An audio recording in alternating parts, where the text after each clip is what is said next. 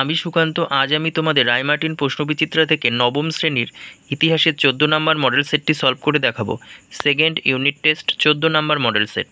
দেখো, 1 নম্বর, ন্যায্য অধিকার নীতির মূল কথা হলো ফরাসি বিপ্লবের পূর্বেকার রাজবংশকে পুনঃপ্রতিষ্ঠিত করা। আচ্ছা, 2 নম্বর, a history of modern France গ্রন্থের রচয়িতা হলেন কোব্বান। A history of modern France গ্রন্থের রচয়িতা হলেন কোব্বান। 3 নম্বর দেখো, বলকান অঞ্চলের অন্তর্ভুক্ত ছিল রোমানিয়া। 4 নম্বর, ইংল্যান্ডের একটি গুরুত্বপূর্ণ শিল্প শহরের নাম হলো গ্লাসগো। 5 নম্বর, ইনস্যুরেন্স সন্ধি স্বাক্ষরিত হয় 1887 সালে। 6 নম্বর, ফ্যালান্স তার গঠনের কথা বলেছিলেন শার্ল ফুরিয়ের। 7 নম্বর, কত খ্রিস্টাব্দে বিপ্লবকে রাশিয়ার ইতিহাসে প্রথম বিপ্লব বলা হয়? 1905 সালে। যে ভাই এবং বোন আমার ভিডিওটি দেখছো তারা অবশ্যই আমার চ্যানেলটিকে সাবস্ক্রাইব করে দাও। প্লিজ আমার চ্যানেলটিকে সাবস্ক্রাইব করে দাও, পরে আরও ভিডিও তোমরা তৎক্ষণাৎ পেয়ে যাবে।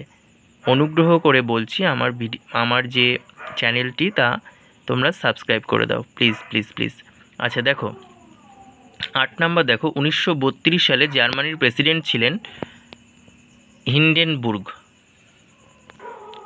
তারপর দেখো 2-1 নম্বর দেখো, এ বিভাগ 1 নম্বর, ভিয়েনা সম্মেলনের পর বেলজিয়ামকে কোন দেশের সঙ্গে যুক্ত করা হয়েছিল? হল্যান্ড।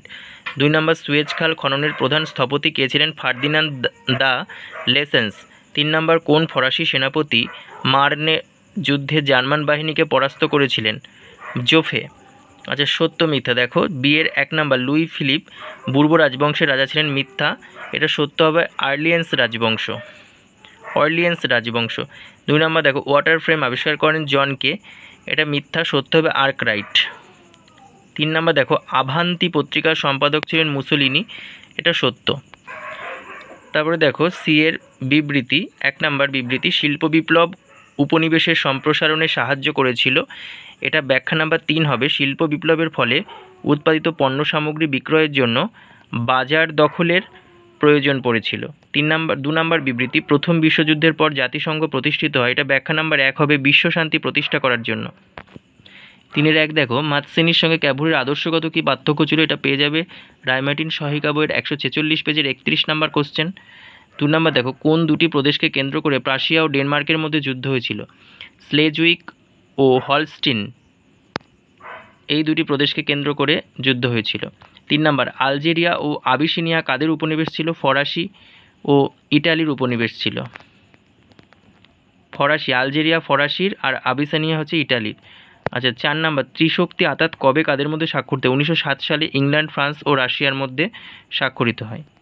তারপরে দেখো 5 নম্বর, বলশেবিক ও মেনশেবিক কাদের বলা হতো? রায়মার্টিন সহায়িকা বইয়ের 292 পেজের 12 নম্বর কোশ্চেন।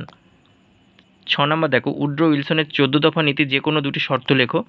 রায়মার্টিন সহায়িকা বই 297 পেজের 71 নম্বর কোশ্চেন।